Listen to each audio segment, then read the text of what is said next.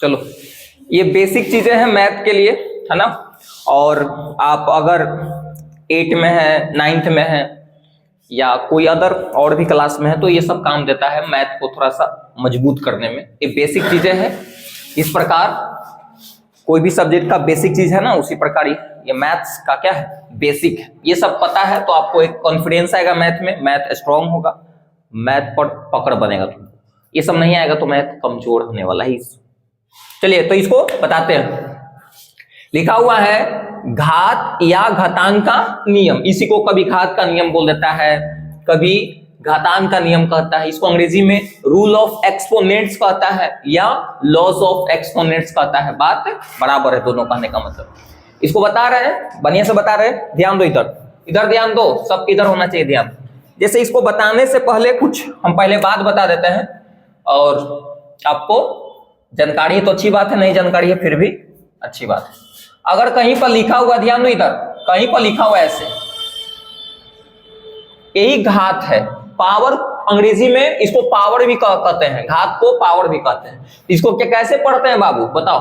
2 के पावर 3, 2 का पावर क्या है 3, 2 के पावर 3। अगर कहीं पर ऐसे लिखा हुआ है 7 की पावर कितना है, या ये भी कह सकते हो कि 7 का घात कितना है 5, है ना, या 7 के पावर 5। यहां पर 2 का घात कितना है 3। घात के मतलब ये भी होता है एक और, कि जितना पावर लिखल है ना उतना बार गुना भी कर सकते हो। चाहोगे ना तो 2 के कितना बार गुना कर सकते हो 3 बार। क्या कर सकते हो 3 बार। इसके मतलब ये होता है कि पावर दिखा रहा है कि 2 कितना बार आपस में गुना है।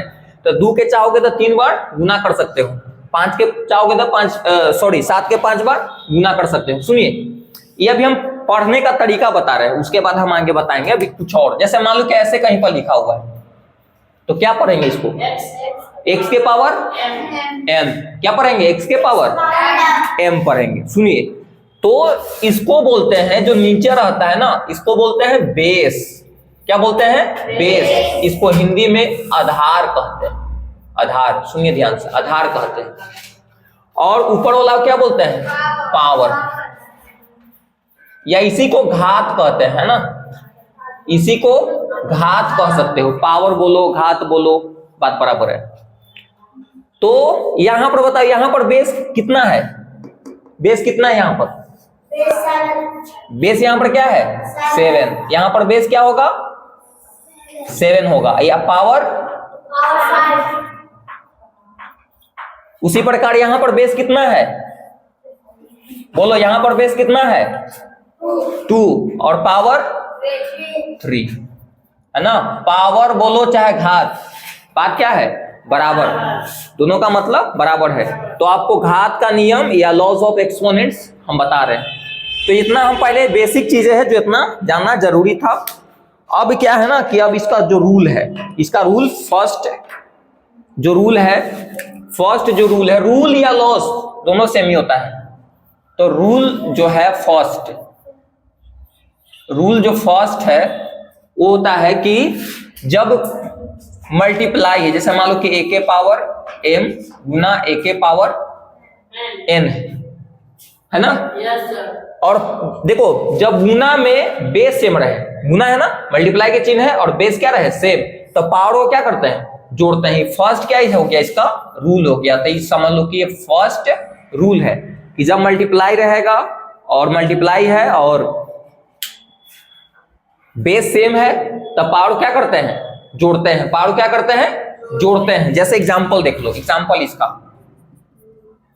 एग्जांपल देखिए। जैसे मान लीजिए कि 2 के पावर 6 और 2 के पावर 5, इसको अगर सिंप्लीफाई करने के लिए बोलेगा, इसको बनाने के लिए बोलेगा तो क्या होगा बताओ। एगो 2 लिख देंगे, जो सेम रहेगा उसको एक लिख दो और पावर को क्या कर दो जोड़ दो। तब पावर के जोड़ दो तो क्या हो जाएगा 11, आंसर हो गया। नहीं समझ में आया। फर्स्ट एग्जांपल ये है। सेकेंड एग्जांपल ये है कि जैसे मान लो कैसे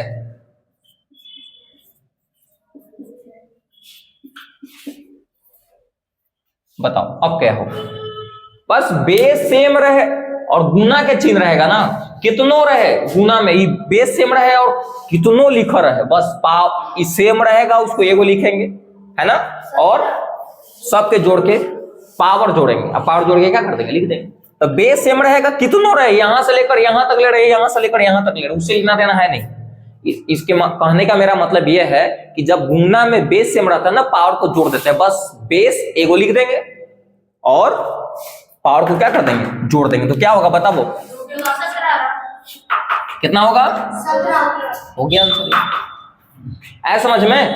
एक और बात हम बताना चाहते हैं शुरू में, इधर इसको देखिए, जैसे यहां पर हम बात बताना चाहते हैं, ध्यान रखो बच्चा सब गड़बड़ी करता है ना, यही सब बात नहीं पता रहता है तब मैथ कमजोर होता है उस सब। देखो इधर सुनो, सेम चिन्ह हम बार बार बोल रहे हैं, सेम चिन्ह हमेशा क्या होता है, जुटता है, वो प्लस में सेम रहे चाहे माइनस में। अगर मान लीजिए ऐसे लिखा हुआ है 2 + 5 + 6 + 2 कितना होगा बताओ, जोड़कर 15 होगा। चलो यहां पर 15, कोई भी डिजिट के आगे कुछ नहीं छिपल है ना, तो साइन के अगर साइन में अगर बात करें तो क्या चीज रहता है, प्लस रहता है। क्या रहता है, प्लस। कोई भी अगर चिन्ह नहीं दिखाई दे रहा तो क्या दिखाई देगा, मतलब क्या रहता है, छिपल, प्लस रहता है। क्या रहता है, प्लस। देखो तो यहाँ पर कुछ नहीं दिखाई देता, यहाँ पर क्या होगा, प्लस। देखो सब क्या प्लस प्लस है, यहाँ पर भी कुछ नहीं दिखा दे, क्या होगा, प्लस। यानी कि इससे निष्कर्ष क्या निकल रहा है कि सेम चिन्ह रहेगा हमेशा जुटेगा, और चिन्ह लिखे भी पड़ेगा। तुम भले प्लस में हम नहीं लिखते हैं, वो अलग बात है, प्लस में हम लिखते नहीं है, लेकिन रियल में ही होता है कि सेम चिन्ह हमेशा जुटता है, वो माइनस रहे चाहे प्लस रहे। समझ में आ रहा है। जैसे एक और लेते हैं एग्जांपल, ऐसे लिखा है, बताओ कितना होगा जोड़कर, 5 4 9 9 3 12। बताओ इसका कुछ नहीं तो प्लस है ना, इसका कुछ नहीं तो क्या है, प्लस। देखो सब प्लस में था, आगे वाला चिन्ह भी तो लिखे जोड़कर। समझ में आ रहा है। इसी प्रकार यहां पर बताओ, तो ऐसे लिखल है, बताओ कितना होगा, टूटेगा, सेम चिन्ह है तो क्या लिखेंगे, -7। समझ में आ रहा है कि नहीं। प्लस में ऐसे हम नहीं आगे चिन्ह दिखाते हैं, लेकिन माइनस वाला दिखाने पड़ेगा। इसे मान लो कि एक और देख लो, ऐसे लिखा हुआ है, बताओ कितना होगा। ये छोटी बात है, लेकिन यही नहीं आएगा ना, नहीं मैथ बनने वाला। समझ में कितना होगा, -15। चलो माइनस क्यों लिखे, समझ में आया ना। तो यहां से यही निष्कर्ष निकल रहा है ना कि सेम चिन्ह हमेशा क्या होता है, जुटता है, हमेशा जुटता है। समझ में आ रहा है। चलो ठीक है, तो यहां पर ध्यान रखिएगा। तो यहां पर अगर मान लो कि ऐसे अगर कहीं रहे, ऐसे कहीं अगर रहे कि x के पावर -6 गुना x के पावर -2 गुना x के पावर -3। अब इसको बनाने के लिए तो क्या होगा, जोड़ दो। तो सेम है तो एगो x लिखेंगे ना, बताओ एगो x लिखेंगे। अब बताओ तो कितना होगा, माइनस है। आया समझ में, कोई दिक्कत। एक और देख लो एग्जांपल, हल्ला ना करो।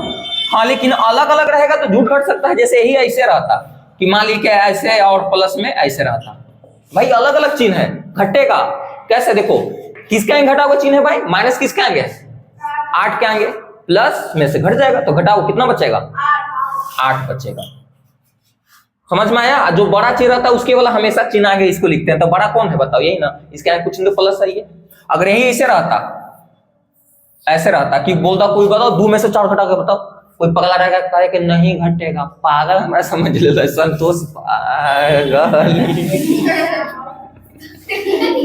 2 माइनस ऐसे घटेगा, घटेगा ऐसे। एक बार मतलब हम 8वां में पढ़ते थे ना, तो ये रेवा के, कोई नाम नहीं बताएंगे, रेवा के हमको से पूछ ली तो बता, तो 12 पढ़े वाला आदमी है तू, बताओ 2 में से 4 घटाओ, तो हम बोल दे कि -2, लेकिन घटता ही 2 में से 4। हम जाने कि तोरा पहले सीखे के जो बताओ, तो क्या होगा, -4 होगा। जब कम में से ज्यादा घट रहा है तो देखो, समझ रहे हो ना। तो ऐसे लिखना। एक और इस पर एग्जांपल लेते हैं। जैसे मान लो कि ऐसे रहे, हल्ला ना करो भाई।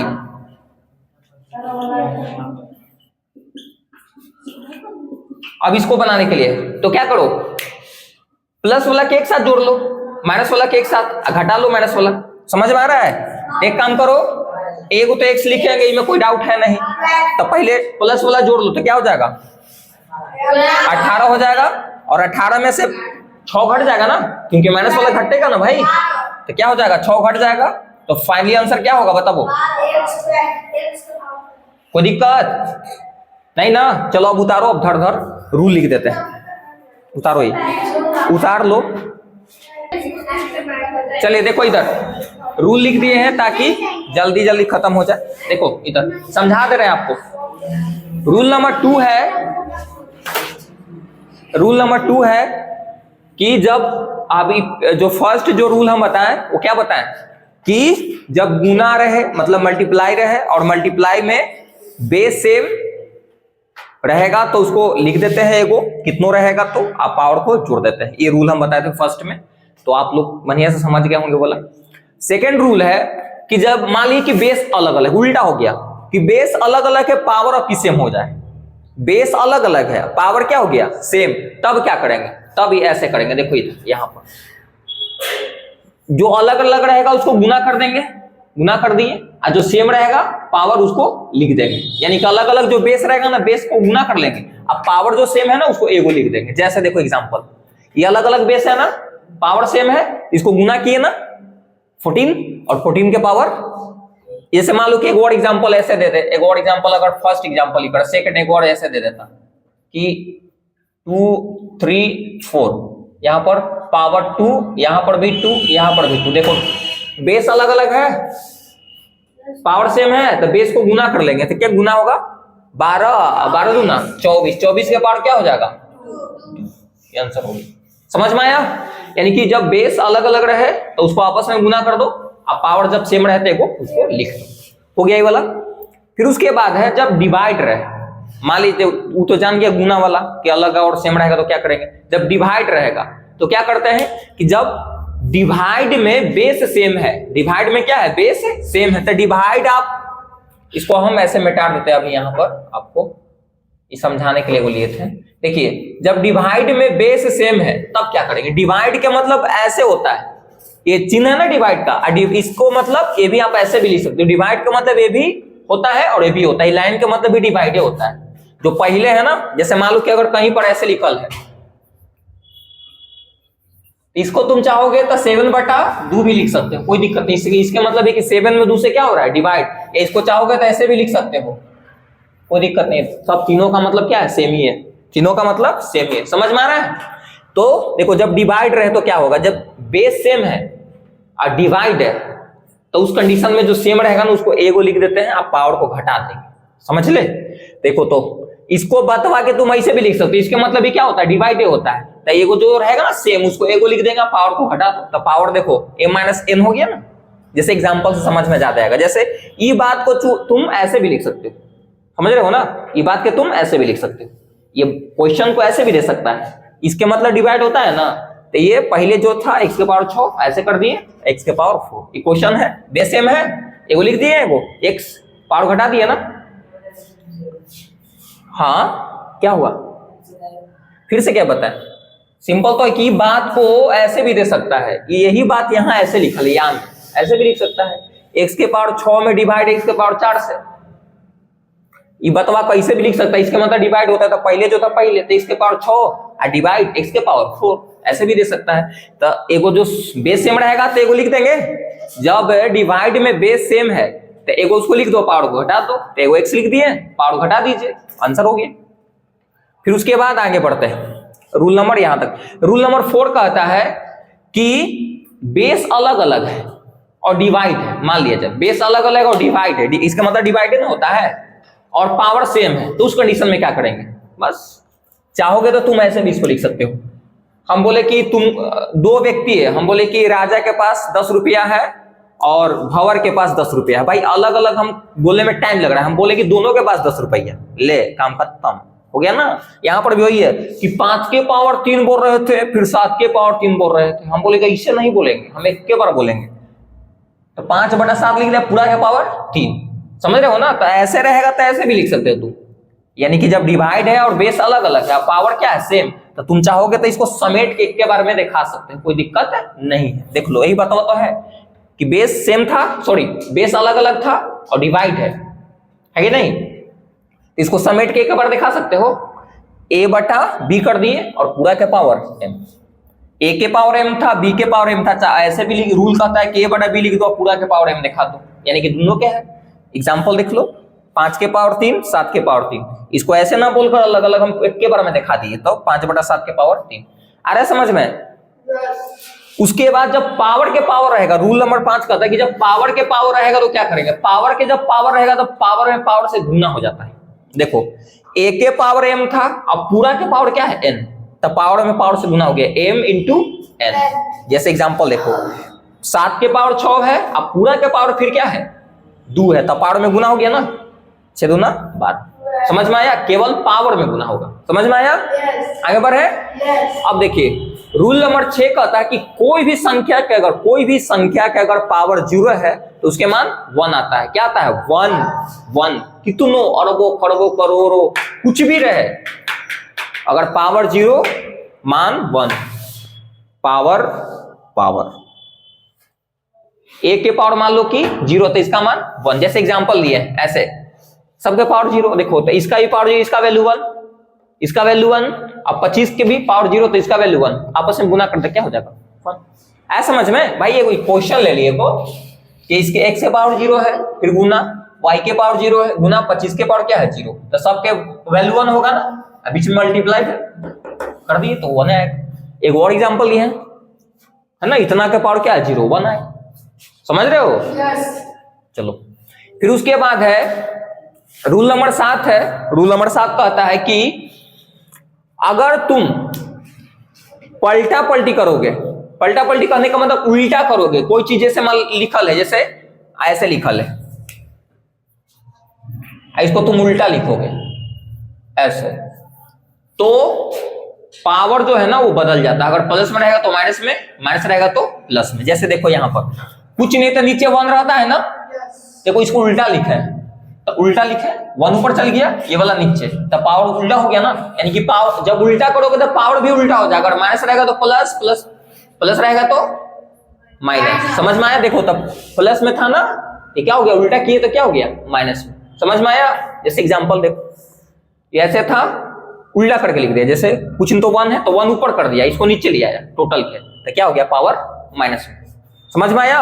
एक और एग्जांपल लो, इसको थोड़ा सा ऐसे x बटा y है, इसको उल्टा करके लिखे तब प्लस में हो गया पावर।